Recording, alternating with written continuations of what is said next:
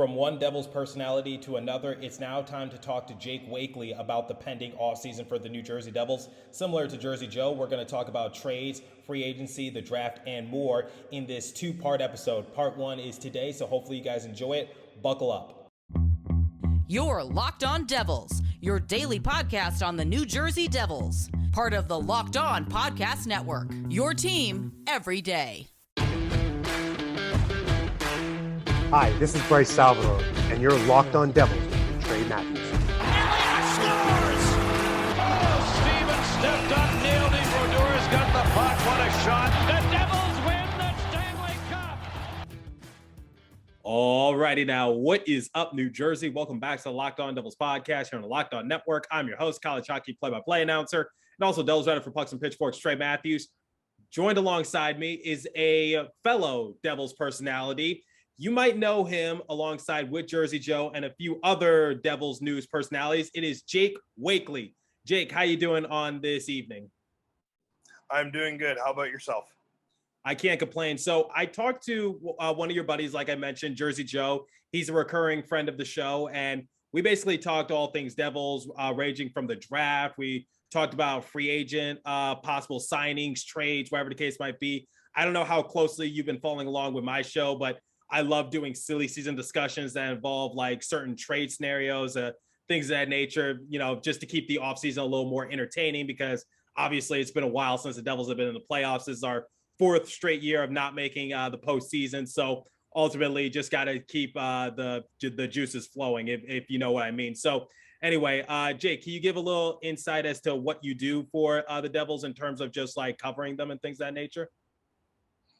Yeah, so I started, I'm more so just like an avid fan, you know, like everybody else. I don't really miss a game. I try and make it my nature to make sure I'm, you know, on the couch in front of the TV, because I actually reside about an hour from Toronto, Ontario. So, you know, and I decided after years of watching the Devils that I would start my own podcast, and it was raising hell in Jersey. And then obviously things got busy with my daughter and stuff when she was born, so kind of put it off to the side on hiatus, but we're kind of in the works of getting it back up and running with me and Jim Berenger. We're going to kind of do all things Devils related. I know he has some connections. He's definitely a guy who's trying to get himself up and into the reporting world, and, you know, trying to get him the credit he deserves. But, you know, I don't really do much writing for any articles. I just, you know, I've played the game my entire life and just an avid hockey fan like all you, and I want to see the Devils be as successful as possible. I know we've all been waiting a long time for that one. So, but yeah, I'm here to answer any questions that you guys have, and I'll do my best to give as much information as I can for what I've heard and what I think is going to happen as well. Awesome. We're going to have a lot of fun. What position did you play during your playing career? I was a goalie. Oh, great. We're going to have a boatload of fun then. So basically, to start off, what were your opinions throughout the course of the year? Did the New Jersey Devils meet your expectations? Did they fall short? Did they somehow exceed your expectations? Like, what were your thoughts as the season concluded a couple weeks ago?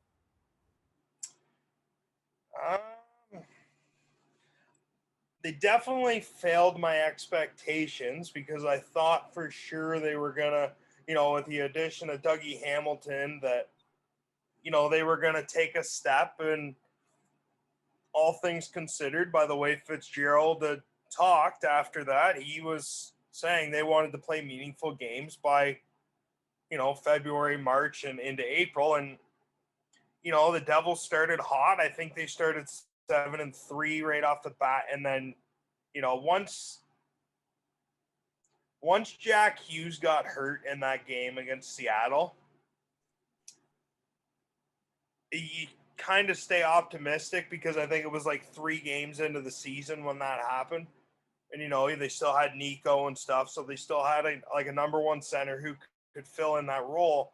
But you noticed it on not only the power play, but I found their zone entries. Like when Jack got hurt, the team just kind of lost that like edge about them, like that spunk, as you know we like to say, and it showed. And then they went in for a bit of a spiral, as they always seem to start off hot, and then we get our expectations up here, and then all of a sudden it just kind of goes down here. But there was the whole Blackwood, the vaccination thing and the heel and whatnot. But I think really, I don't think the team is as far away as some people are making it out to be. Like we saw this year, I know Lindy Ruff takes a lot of criticism from this fan base, and I mean I'm gonna touch on that here in a bit. But the one thing I will give Lindy credit for is he's very good at developing young players. We saw him do it in Dallas with Sagan, Ben, and Klingberg. And then coming here, we saw this year that Nico Hischier took a massive step forward. And then he continued his dominance in the World Championships for Switzerland. Jack Hughes obviously took the step we all were hoping he was going to take. And I believe Jack was on pace for 90 to 100 points in an 82-game season, and that's without star wingers on his side. I know Jesper Bratt had a nice breakout season, but you're seeing those Hischier and Hughes take that step, and that's what Fitzgerald has touched on, that we're going to go for it when they take that next step, and it feels like that's arrived. And then they have obviously their prospects that are coming up in the system, and then this draft moving forward. But it's definitely, and they had 420 goal scorers. So, like, I thought the record wasn't great, but it was more progress than punishment for the Devils moving forward, if that makes sense. I would have to agree with what you said. Obviously, with Jack Hughes, he would have been the first Devil player in franchise history to get 100 points, because Patrick Elias never did it. Taylor Hall never did it, despite winning the Hart Memorial Trophy during his time with New Jersey. Obviously, Dougie Hamilton fell underneath expectations, but that was due to the fact that, he suffered a facial fracture in January, never really recovered from it. He was out for nearly 2 months. So ultimately, it did falter expectations a little bit. I thought the Devils could definitely be like a dark horse team going into the season. Like maybe they could be like a team to compete for a wild card spot. And I fully believe that if with a successful offseason, they can definitely do it next year, but they got to stay fully healthy. Obviously, COVID procedures have lightened up a little bit, so there's not going to be many issues with like players being out due to COVID procedures or things of that nature, because I believe they're only testing players who have symptoms. And I don't know what the system is going to be like come next year, but ultimately COVID procedures have lightened up a little bit. So glad for that. And then ultimately it's just like, with the Devils, they're heading in the right direction. I didn't personally think Lindy Ruff was the problem. And to add to your point about Lindy Ruff developing young players, I'll add Adam Fox into the mix as well, because Adam Fox, defenseman for the New York Rangers, won the Norris Trophy last year. And during his time as an assistant coach for the New York Rangers, Lindy Ruff was in charge of the defensive schemes for the Rangers. So I'll throw in Adam Fox into the mix as well. So ultimately, yeah, I mean, the Devils did go underneath expectations, but I feel as though, going back to you said, you are absolutely correct, which is they're not as far behind as people are making them out to be. And when I'm talking about like making a big trade with my colleagues at Locked On, whatever the case might be, they're just like laughing at me saying like, oh yeah, the Devils finished second to last in their division. And why? And yet you want to trade the second overall pick? Yeah, it seems like you're heading in the right direction. I'm just like, yeah, you're a casual fan. You're not a Devils fan. You're just like looking at record and you're looking at stats. You're not looking at the overall narrative. You're not looking at the overall big picture, which is Devils were heading in the right direction. But ultimately, what hindered us? Injuries. Like you said, Jack Hughes got hurt second game of the year, and then he was shut down early on before the season ended because he got injured during a game. I forgot against which team. Was it the Calgary Flames or something like that? Seattle. Seattle was the second game of the year. But sorry. So that would have been the game he got hurt, because I remember he went into the corner and he got hit, and then he went down and he was like grabbing his shoulder, leaving, and you could hear him screaming going off the ice. Yeah, because they won the game, but it was more the concern after that. Yeah. How long was he going to be out? Because Jack Hughes went down second game of the year against the Seattle Kraken due to a shoulder injury because he got hit by Lawson, and that caused some rift between the Kraken and the Devils, which I believe now they're going to be like rivals going forward. I think Kraken are one of my favorite teams to play, even though I know this was their first season, and I know they're trying to establish themselves, but I think a little bit of a rivalry is brewing between the Kraken and Devils. But digressing a bit, Jack Hughes was able to return, but ultimately late on in the season, he was shut down early because he suffered another injury. I just forgot which team that was against. But ultimately, the main point is that the Devils were injured. They dealt with COVID, and ultimately, that it really hindered our development. But at the same time, there were a lot of bright spots. Like we saw a lot of these young guys able to, take their games to another level. Like someone like Fabian Zetterlund, for example, big guy who definitely adds more size. Jonas Siegenthaler was able to become a consistent defenseman in the rotation for New Jersey Devils and was one of our better defensemen. Ryan Graves was actually a pretty good pickup for the Devils. Ultimately, and you said you're a former goalie, so I can ask your perspective on this. What's it like when you're like Mackenzie Blackwood and you're trying to be Superman, you're trying to carry the team on your back, but ultimately it's just like you're playing in like 9 or 10 straight games, and you just can't really get a break, and then ultimately you re-aggravate an injury, whatever the case might be. I know it's a little specific, but what's that feeling like of just like putting that wear and tear on your body? Like, can you provide some insight? It's mentally and physically exhausting. So I remember, I was playing competitive, rep hockey when I was a kid, and for I think it was 2 or 3 straight years, we had lost our other goalie. He went and was playing somewhere else. So I was the only guy for 3 straight years. So I remember, I had to go in and I was sick. And I remember we were in a playoff series and I had tore both of my groins. So, and that's after, stretching before a game. And, you're forced to kind of go in there and play. And, it's tough because, you're moving so much.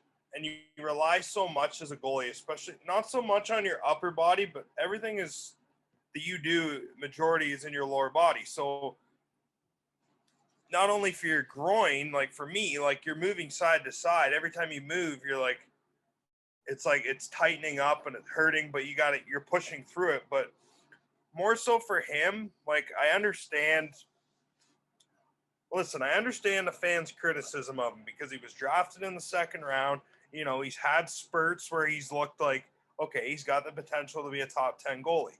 He also has stretches where he's not very good either. And I think the heel played a big part in that because we saw when he came back, he was definitely more sort of, maybe not 100%, but he was more going towards the Mackenzie Blackwood that we know he can be. You could tell the heel was bothering him. And time for the first live read this morning and comes from our friends at Rock Auto. So with the ever-increasing numbers of makes and models, it's now impossible for your local chain auto parts store to stock all the parts you need. Why endure often pointless or seemingly intimidating questioning and wait while the person behind the counter orders the parts on their computer, choosing the only brand their warehouse has to carry? You have computers with access to rockauto.com at home and in your pocket. Save time and money when using Rock Auto. Why choose to spend 30%, 50%, or even 100% more for the same parts from a chain store or car dealership? Rock Auto's prices are reliably low for every consumer. It is a family business serving do-it-yourselfers for over 20 years. They have everything you need from brake parts, tail lamps, motor oil, and even new carpet. Go explore their easy-to-use website to find all the solutions to your auto parts needs. Go to rockauto.com right now and see all the parts available for your car or truck. Right locked on in their How'd You Hear About Us box. So they know we sent you. Amazing selection, reliably low prices, all the parts your car will ever need. rockauto.com, everybody. And now the second live read comes from our friends at betonline.net. BetOnline.net is your number one source for all your betting stats and sports info. Find all the latest sports developments, news, odds, including this year's basketball championship matchup, the NHL Conference Finals, Major League Baseball, and, of course, the latest fighting news from MMA and UFC to boxing. BetOnline is your continued source for all your sport wagering information, including live betting, esports, and more. Head to the website today or use your mobile device to learn more about the trends in action. BetOnline, where the game starts. Please remember to gamble responsibly and visit our friends at Locked On Bets for all your betting needs there as well. for the people that don't understand, like your legs and your heel plays a big part because you're moving, and as you turn on your angles, you know, you gotta move your heel a lot with your skate. So every time you move, you're potentially aggravating it even more, and it does affect. So like it'll affect your play. I've had the exact same injury. It takes a long time to fully recover. It didn't help the Devils' cause when Bernier went down. But you know, Nico Dawes come in. He definitely wasn't ready, but he showed spurts like he could be the guy eventually. You know, Schmid didn't really work out as we all kind of expected. You know, maybe Wedgwood was one that got away there because he looked really good when he went to Dallas. Or Comrie. Or Comrie. And that's another one. That's a guy I want to touch on once we get talking about the potential targets here come the offseason for goaltending. But the Devils need to figure this out because Crawford retired, and then Bernier, from what I've heard, it could end up being a career-ending thing for Jonathan Bernier, more so because of his age, and his injury is very, very like tough to come back from. So, but listen, if the Devils are serious and they want to compete in that division, because it looks tough now, but are the Rangers are going to be a playoff contender, probably, in a playoff team probably for like a good 10 years, but they're not gonna. Their Stanley Cup window though isn't as wide open as people think it is. Like they did get lucky, you know, Panarin signed their, you know, the Zibanejad trade, whatever. But you know, Pittsburgh's on a downfall here. Their guys are getting older. Washington's guys are getting older. Philadelphia, you know, God knows what they're doing over there. But the Islanders, cap space isn't good, and also their roster is not really good. So they're really not in an ideal situation because we have cap space, but not all that good of a roster. But the Flyers, what were they thinking with Rasmus Ristolainen? That was my question. But yeah, and I know there was talk about the Devils going after him there for a bit, and I was just like, no, please no. And then they signed Dougie Hamilton, and it worked out. Obviously, I'm not worried about Dougie at all. Dougie's going to be fine. The Islanders, that's Lamoriello. He just likes his age veterans. Like Carolina's going to be good, but like it's not. The Metropolitan is a little more wide open than I think people think it is. And if the Devils add a piece or two here, then, you know, they might be able to push some teams and go, hey, I don't want to have to play the Devils now. You know what I mean? But we want to get to that point for them moving forward, especially as they look to get better and better. Now, like, do you want me to talk about some of the goaltending, like, targets here who I think they could you know what? As Locked On Senators once said, this is a goalie-friendly show. So go ahead. Like I've talked with Jersey Joe about some goaltending options. So some of the names that have come to mind are like Darcy Kemper, Jack Campbell, set to become unrestricted free agents. We've talked about Vitek Vanacek, restricted free agent. We talked about Ville Husso. He's set to be an unrestricted free agent. However, that might be a little risky. He's only played in a few NHL games. So ultimately, you know, I've been going all over the board for potential goalie options for New Jersey Devils, whether it be a starter or a backup. Here's the three criteria I'm looking for a goalie: someone who adds stability, someone who has experience, and someone who can act as a mentor towards Mackenzie Blackwood. Now, whether that's a starter or a backup, I don't really care, just as long as we have a reliable tandem duo of goalies, because we can't keep playing musical chairs with it. So, you know what? I've heard from Jersey Joe. I've heard from others. So, Jake, what do you got for me? The Devils are going to be they are going to try on Ville Husso. I will say that. And, you know, I've talked to Jim about this. I've talked to my buddy Alex about this. Like, Husso only had one good year. And does he play if Binnington got hurt? That's the question I continue to come back to. So his age fits. Obviously, as fans, if it happens, we don't have a say in the matter. The one for me is, and, you know, people look at the save percentage of like .904 and go, okay, well, that's not very good. Well, yeah, it's pretty good.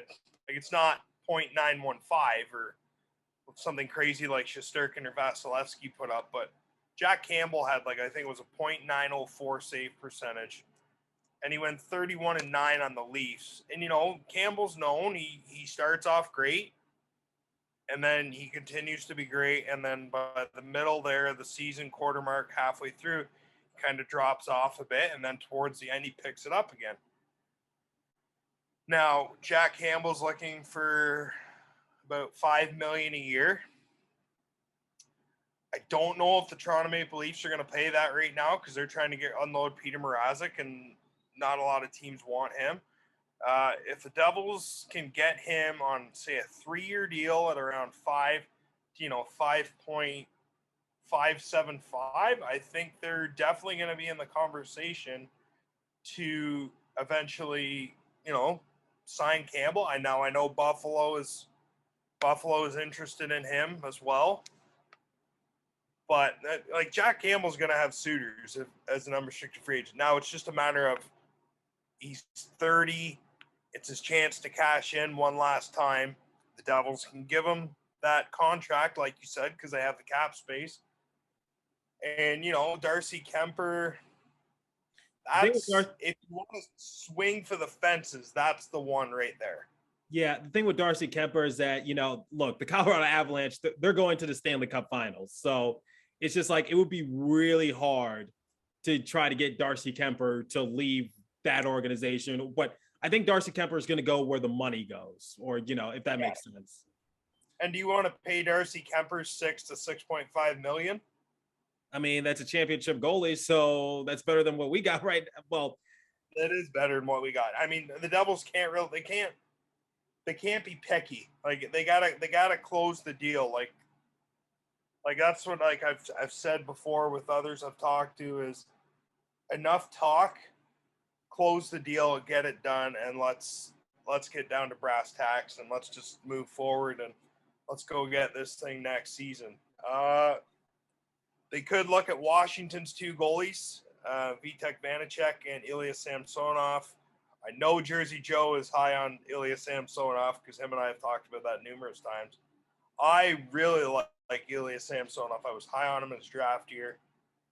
I'm torn on him, both Washington goalies, a little bit because I don't know which version of Samsonov I'm getting all the time. Same with Vanacek. I know some people don't want them to go get John Gibson from Anaheim, and now I think that would be a good play for the Devils, but from what I've heard there, sounds like if he does get traded, he'll be the replacement for Jack Campbell in Toronto if they can move out some money. Alexander Georgiev. Now that's an interesting one because I think Georgiev can be a number 1 goaltender, and we've seen the Devils and the Rangers make one trade in the past. Yeah, that's the thing. I don't. Will our rival work with us? That's the thing. That's the one they got to get over that. Yeah, but he is harder. Because I'm sure the Devils would be willing to do a deal, but the Rangers will be like, "Yeah, we're not helping you. Hang up." Yeah, kind of thing. So exactly. So that's why it's worth trying. Yeah. And it's worth talking about. It's silly season. I talk about silly season all the time, but that's just the one concern I have, which is would this theoretically, would the Rangers theoretically want to help the Devils? Because the thing is that the Rangers are sort of like the Devils in a sense, which is they're a young team and they've been able to find their niche a little bit, but the Devils are still just trying to gel everyone together. And I think the Rangers can see that and just be like, yeah, we're not going to help you get back into the playoffs. You're on your own. Now, if Lou Lamoriello was the GM, then, I would say, yes, he would absolutely love to help out his Devils because we all know that Lou loves his New Jersey Devils. I jokingly say that they should be called the New Jersey Islanders or the New York Devils, just because Lou loves his former Devils players, for some reason, which there's nothing wrong with that. But, because they got Travis Zajac in the past, they got Kyle Palmieri, Corey Schneider. I know I'm Andy Parise. So yeah, like they've gotten so many former Devils. Like I'm just like Lou Lamoriello loves his Devils. So, but digressing a little bit. Yeah, I just don't see the Rangers just wanting to help out the Devils. Now the Capitals goalies, Samsonov and Vanacek, those are definitely interesting pieces. But the one issue I just have with both of them is just like, what am I going to get? Like, if I had to choose one or the other, I choose Vanacek just because he had the better season. And, but then again, I look at what he did in the playoffs this season and wasn't pretty. And, so that's he's a goalie that can get you to the playoffs, but he's not going to take you very far. Right. So, I know I've had some fans message me and say, you got to call Florida on Spencer Knight, but see, I think I saw a trade scenario for Spencer Knight that involved Jesper Bratt, I believe. And I'm just like, no way. No way. Like I said, I didn't come up with the trade scenario. I just saw it floating around on the internet. Because I said I would stop being a Devils fan if the Devils were to do that, because I just don't think that's worth it.